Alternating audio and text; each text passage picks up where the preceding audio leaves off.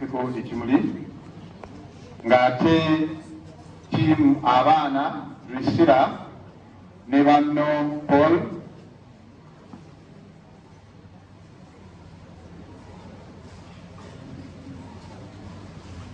webale nnyo mukyala Mayanja ne mwami Mayanja nga bwe bajja bassebo ne bannyabo maama Moses Radio mbadde sikulabye bulabi bannange nga tusanyuse nnyo webale yoyo aba Wilson Street Priscilla oyo ndowooza mumanyi bulungi buli muntu yenna abeera ku Wilson ebiseera ebyo tewali atamusitulako kuva street bwetandika karawundi mpaka ku G8 mpaka gyekwera ku Arua Park bassebo ne bannyabo ngenda kusaba Henry Kasozi mwami Joseph Mayanja ne mwami David Douglas ne Palace of Stretch muli tuteekeko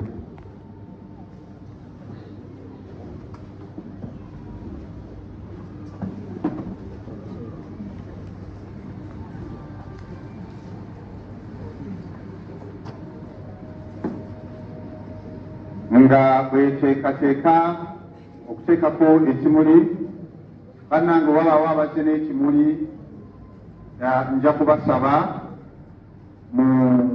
nga sikusomye ojja wano mpolampola n'onkuba akaama mba sikigenderedde Josephina n'abakulembedde banne kuliko Douglas Mayanja kuliko Kasozi ko mwami Mayanja Joseph ne David ne Junior mwebale nnyo mwebalire ddala tujja kusaba bassenga ne bataata bwe mubaawo ekimuli kyammwe bassenga muleke ekimuli kyammwe mwami James Wasula nga bwe weteekateeka naawe okuteekako ekimuli mwami James Wasula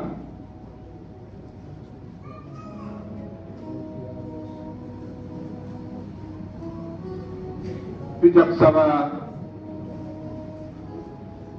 mwami James Wasula bw'aba avuddeko abayimbi ne bannakatemba abakulembeddwa Dr. Bosa ne Pastor Wilson Bugemeko ne mwami Mayinja nammwe mujje mutikeko ekimuli ku Humphrey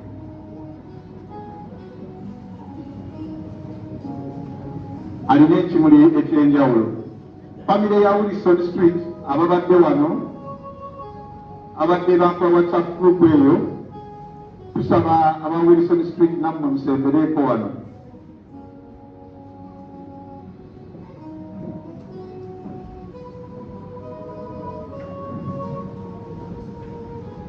aba Wilson ekimuli kyammwe kasa abakulembera awanika omukono ekimuli kyammwe nga nteekateeka emba temunneteekateeka ngenda kugira nteekako bano kale naabo bebayimbi abaliwo bakulembeddwamu Pastor Wilson Bugembe Dr. Kosa Ronald Mayinjako n'abalala bangi akuba bugimu ndabyo osigaddeyo naye kale sendera mpolampola bassebo ne bannyabo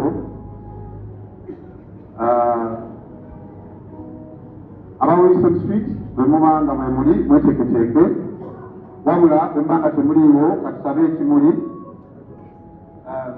waliwo ebimuli ebisaizi eno njagala tukwate Desire Luzinda Foundation abatekako ekimuli kya Desire Luzinda Foundation okay wuyajja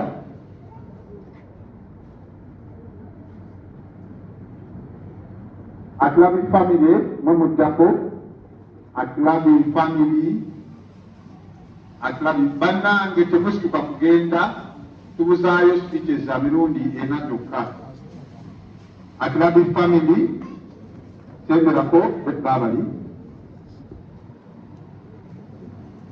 kikulu nnyo bassebo ne bannyabo naddala mu budde nga buno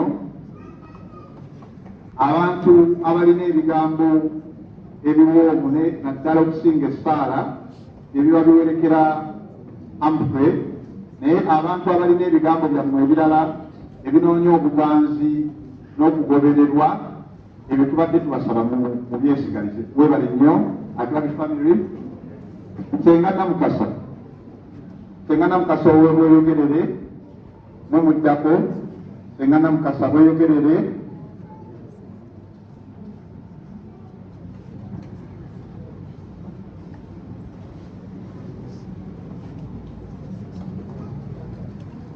Sekinobe Nsoke and family. Senga Namukasa bwe bavaako mumuddako. Sekinobe yes, mpate mukatono bano basooke baveewo then tusobole okuba anamulungi. Kale tweyanziza nnyo, mwebale nnyo, tusaba twongeremukko ka speed, ate mwebale nnyo Sekinobe Nsoke and family. Then Muhamiliza family, you are the next. Muhamiliza family. Anange.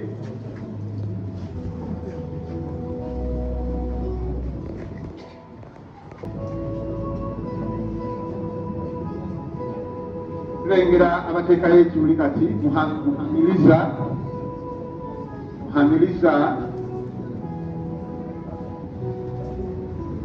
as they descend.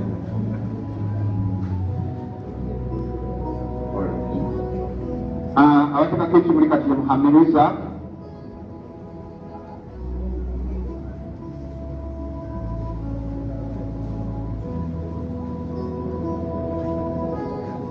Twetaaga kampani zino wammanga okuteekako ekimuli. Swans Avenue and First TV.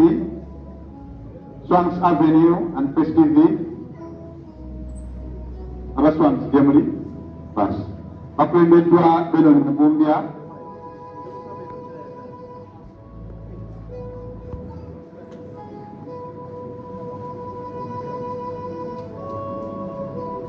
Swans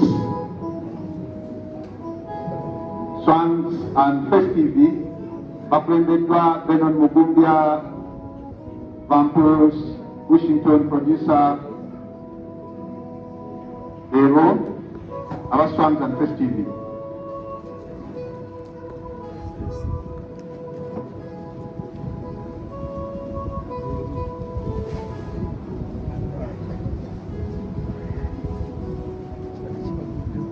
Our Swans Webayo, Selomba family, Swans Mwebali Nyo Mwebali Dala, Selomba.